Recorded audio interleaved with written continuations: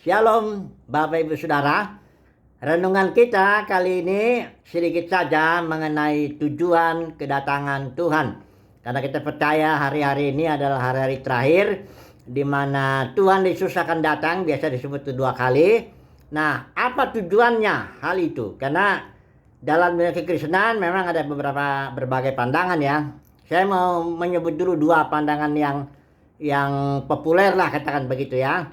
Yang pertama itu rapture, kita keterangkatan, artinya Tuhan Yesus datang untuk mengangkat kita ya. Ada bicara berpandangan sebelum Antikristus datang dan sebagainya. Intinya kita meninggalkan bumi inilah ya, pergi ke suatu tempat yang indah yang disebut rumah Bapa atau surga atau Yerusalem baru atau apapun juga itu. Nah, ini pandangan ini tidak didukung oleh Alkitab ya, karena kedatangan Tuhan itu seperti zaman Nuh ya. Zaman Nuh itu air bah itu mengangkat orang-orang jahat ya dari bumi ini, dan Nuh lah yang ditinggalkan orang benar ya di bumi ini 8 orang untuk memulai suatu yang baru ya. Jadi yang diangkat dalam nanti kedatangan Tuhan ya memang ada yang diangkat, yaitu orang-orang jahat itu ya. Nah, oke lah.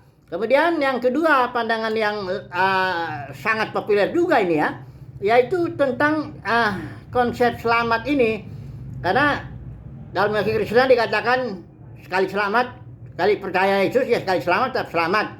Dalam pengertian itu juga meninggalkan bumi ini, pergi ke suatu tempat yang indah, surga namanya ya, entah apapun itu dimanapun ya. Intinya kita akan meninggalkan bumi ini, kemudian nanti orang yang jahat itu dilempar ke neraka selama-lamanya di sana. Ya, jadi ini pandangan yang yang sangat populer sekali. Bahkan bisa dikatakan mayoritas lah orang Kristen itu memandang bahwa kedatangan Tuhan itu untuk menyelamatkan kita, dalam arti kita nanti dibawa ke satu tempat yang indah, tempat yang namanya surga. Kemudian yang tidak percaya, yang tidak terpilih, katakan begitulah ya, itu dibuang ke neraka selama-lamanya. Nah, ini juga doktrin ajaran yang sebenarnya didukung oleh Agustinus yang pertama itu. Dia mengajarkan ajaran neraka kekal, diteruskan Calvin dan terus sampai sekarang ya. Nah, ini memandang bahwa upah dosa itu neraka kekal. Padahal sebenarnya upah dosa itu di surat Roma 6 ayat 23 itu dibilang maut, yaitu suatu jenis kehidupan yang dikuasai setan. Dan Yesus sudah mengalahkan itu, udah bayar ya. Upah dosa itu maut dibayar Yesus. Karena kalau upah dosa neraka kekal kan nggak dibayar oleh Yesus. Yesus cuma mati, masuk ke dalam alam maut 3 hari. Kemudian dia bangkit dan mengalahkannya. Nah, jadi menurut saya ya, menurut Alkitab lah sebenarnya yang saya yakini, Alkitab tidak mengajarkan soal keterangkatan itu rapture yang dipercaya oleh sebagian orang Kristen, ataupun mengajarkan bahwa kedatangan Tuhan menyelamatkan kita, setelah itu bahkan sebagian besar itu manusia dilempar ke neraka selama-lamanya. Nah, kalau begitu apa dong kedatangan Tuhan tujuannya? Saya mau bagikan 3 ini aja. Kedatangan Tuhan. Yang pertama, Tuhan datang membawa upahnya atau akan menghakimi gereja ya. Semua kita akan datang menghadap pengadilan Kristus yang dikatakan di 1 Korintus itu ya. Nah, di situ kita akan dinilai semuanya ya, apakah kita ini layak untuk mendapat upah atau tidak ya. Kalau nggak layak ya kita tetap diselamatkan, tapi seperti dari dalam api ya. Kita nggak bicara itu ya, bagaimana diselamatkan dari dalam api. Intinya kita nggak dapat upah ya. Jadi Tuhan Yesus datang bukan berarti dia menyelamatkan dalam arti apa ya, dalam arti semua selamat gitu, enggak begitu ya. Dia datang untuk bawa upahnya. Dia mau memberi kepada orang Kristen yang memang layaklah untuk itu, karena dia datang sebagai hakim yang adil. Dia datang nggak sebagai juru selamat yang penuh kasih, pengampunan dan sebagainya, enggak lagi. Itu kedatangan yang pertama. Yesus ya sebagai juru selamat ya dia mati di kayu salib dan sebagainya. Tapi kalau kedatangannya yang kedua itu, itu dia sebagai hakim yang adil. Paulus bilang gitu bahwa dia mendapat mahkota oleh hakim yang adil. Paulus kan bilang begini di akhir kehidupannya itu, di 2 Timotius dia bilang kan, aku telah mengakhiri pertandingan yang baik, aku telah mencapai garis akhir, aku telah memelihara iman. Karena nggak semua orang Kristen akan mengakhiri pertandingan yang baik. Bisa menang, bisa kalah, kita tahu pertandingan itu kan. Nggak juga semua orang Kristen mencapai garis akhir. Ada yang mati sebelum waktunya, ya, sehingga dia nggak mencapai garis akhir. Ada juga yang nggak memelihara imannya, ya, kayak Yudas juga yang udah dipanggil, atau Demas, ya, dia nggak memelihara iman sampai akhir, ya. Jadi intinya Tuhan Yesus datang sebagai hakim itu, dia akan menilai apakah kita ini mendapat upah atau tidak, ya. Kalau dalam Wahyu pasal 2 pasal 3 juga jelas itu dilihat di tujuh tipe gereja, 7 zaman gereja itu. Panggilannya selalu sama, barang siapa menang. Kalau dikatakan barang siapa menang, berarti kan ada yang kalah. Kalau semua anggota gereja menang, ya buat apa dipanggil barang siapa menang? Panggilan barang siapa menang itu membuktikan bahwa sebagian orang Kristen gagal menerima upah, ya. Diselamatkan, dia tetap diselamatkan, tapi seperti dalam api. Nah, sekarang tujuan kedua kedatangan Tuhan Yesus itu apa? Yang kedua, tujuannya dia menegakkan kerajaannya di bumi, ya. Waktu Pilatus tanya, kan Tuhan Yesus bilang, Pilatus tanya, apakah engkau raja? Tuhan Yesus bilang, ya, untuk itu aku datang. Hanya kerajaanku, kata Tuhan Yesus, nggak berasal dari sini, nggak dalam dimensi bumi ini, ya, tapi dalam dimensi surgawi. Tapi aku datang untuk menegakkan kerajaanku di bumi. Makanya dia mengajarkan muridnya, datanglah ajarkan berdoa, ya, datanglah kerajaanmu dalam dimensi surgawi, turun dalam dimensi bumi. Jadi Tuhan Yesus datang tujuannya untuk menegakkan kerajaan surga di bumi, ya, bukan membawa kita terangkat dari bumi yang kita indak ini, enggak gitu, ya. Tetap bumi ini menjadi fokus rencana Bapa dari Kejadian sampai Wahyu. Bapa di surga bilang, baiklah kita menjadi manusia supaya mereka berkuasa memerintah di bumi, ya.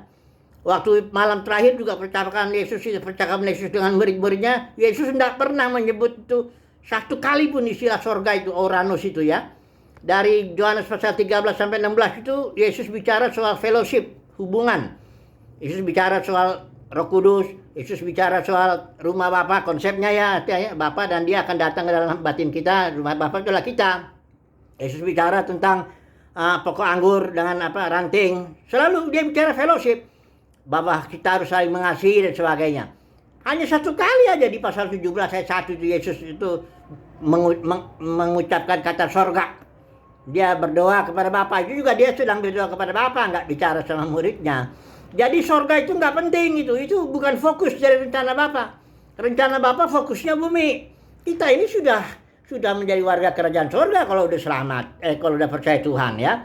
Dan kita ini juga kerajaan surga sudah dalam batin kita, tinggal kita ekspresikan di bumi ini. Nah, jadi tujuan Yesus yang kedua kedatangannya menegakkan kerajaannya di bumi, ya. Itulah tujuannya, bukan untuk ngangkat kita ke tempat yang jauh, ya, bukan begitu. Nah, yang ketiga inilah yang doktrin yang biasa disebut glorification by faith, ya. Dalam dunia kekristenan hanya dikenal dua umumnya. Justification by faith, pembenaran oleh iman. Sanctification by faith, pengudusan oleh iman. Tapi yang satu lagi nih, di Roma pasal 8, itu justru yang hampir tidak pernah disinggung, baik di sekolah teologi maupun di mimbar-mimbar minggu apalagi. Kenapa? Glorification by faith ini, pemulihan oleh iman, itu melibatkan seluruh ciptaan. Kalau sudah baca Roma 8 ayat 19 sampai 21, itu terjadi ketika Tuhan datang, terjadi manifestasi daripada putra-putra Elohim, para pemenang yang sudah mendapat upahnya, ya, berhak mendapat upah, dapat tubuh kemuliaan, untuk tujuannya membebaskan ciptaan dari perbudakan kebinasaan. Jadi Tuhan harus datang ke yang ketiga, tujuannya membebaskan ciptaan dari perbudakan kebinasaan supaya masuk ke dalam kemerdekaan, kemuliaan putra-putra Elohim itu, ya. Inilah tujuan yang ketiga, inilah yang tidak semua nanti orang Kristen akan mendapatkan upah, karena itu upah, ya, untuk ditampilkan bersama-sama dengan Tuhan dalam kemuliaan. Nah, kalau gitu sebagai penutup sekarang, ya. Nah, bagaimana dong caranya supaya saya ini, ya, katakanlah ambil bagian dalam kedatangan Tuhan, tujuan yang ketiga ini loh, membebaskan ciptaan? Jawabnya sederhana aja. Paulus bilang dalam surat Kolose itu, apabila Kristus yang adalah hidup kita menyatakan diri kelak, kedatangan kedua itu maksudnya, apabila Kristus yang adalah hidup kita menyatakan diri, kita juga akan menyatakan diri bersama dengan dia dalam kemuliaan, dengan tubuh kemuliaan, ya, manifestasi putra-putra Bapa dalam kemuliaan itu. Tujuan jadi sederhana aja sebenarnya. Saudara dan saya tinggal mengikuti aja. Apabila Kristus hidup kita, hayat kita, joy kita, kita ikutin aja itu terus hari lepas hari. Belajar saja mengikuti bagaimana pimpinan Roh Kudus ya, atau Roh Pemberi Hayat, terserah menyebutnya apa. Ya, mengikuti itu terus saja. Nanti kalau kita belajar mengikuti itu sepanjang hidup kita, sepanjang kita mengikuti Tuhan, nah pada waktu kedatangannya yang kedua, kita ikut mengambil bagian. Ya, dalam kemuliaan bersama dengan Dia. Karena kalau kita hanya mengikuti pendeta A, pendeta B, ya ritual A, ritual B, denominasi A, denominasi B, itu nggak ada janji apapun, ya. Kalau itu justru malah itu orang-orang yang melayani, orang Kristen yang melayani dalam sistem itu sebenarnya tertipu ya. Karena iblis itu menipu orang Kristen yang lahir baru itu ya dengan membangun sistem yang dibangun oleh 3 ajaran palsu itu, ICB, Biar, Nikolaus. Kita nggak bicara itulah. Intinya sekarang kesimpulannya bagaimana nih? Ya supaya saudara dan saya ambil bagian lah dalam kedatangan Tuhan ini untuk membebaskan ciptaan. Ya kita harus mengikuti Kristus itu tiap hari. Hari Senin ikutin, hari Minggu mau ke kiri, mau ke kanan, kita ikutin saja dia. Ya, sebagaimana gereja mula-mula, sebagaimana Paulus bilang, aku ini tawanan roh. Aku nggak tahu apa yang akan terjadi di depanku. Dia ikutin aja pimpinan Roh Kudus ya. Semoga ya saudara dan saya mendapat kasih karunia untuk mengikuti Tuhan Yesus kemana saja dia pergi. Saya Wahyu 14 ayat 4 itu mengatakan kita menjadi pemenang, dan nanti pada waktu kedatangan Tuhan Yesus yang kedua biasa disebut kita ikut ambil bagian untuk membebaskan ciptaan. Jadi ada 3 itu ya. Yang pertama kita mendapat upah, Yesus datang sebagai hakim. Kedua kita menegakkan kerajaannya di bumi bersama dengan Tuhan Yesus. Dan yang ketiga kita ikut membebaskan ciptaan dari perbudakan kebinasan. Semoga ya. Haleluya. Amin.